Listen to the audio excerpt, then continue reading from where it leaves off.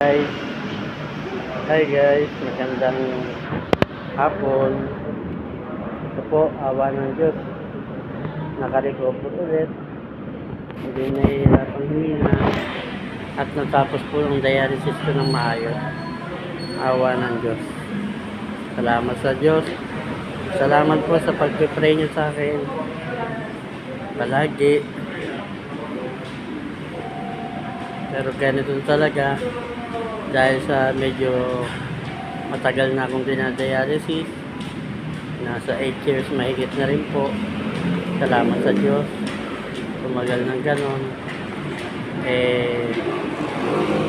Ito po, lumalaban pa rin.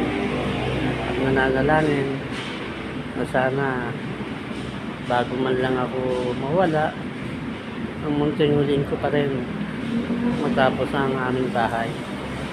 Para bago ko umalis alam kong may sariling bahay na yung pamilya ko.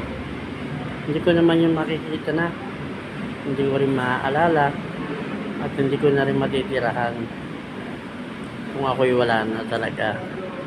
Para sa pamilya ko lang, gusto ko nasa maayos na sila.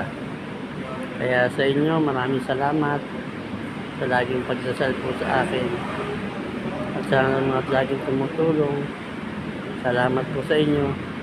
Hindi ko man po kayo maisa-isa. Alam po ng Diyos ang kabutihan nyo po. Lalo na pong malinis nyo pong puso. Ingat po kayo palagi. Laging tandaan, unahin po natin ang Diyos sa ating buhay. God bless to all. Ingat po kayo palagi. Bye-bye po.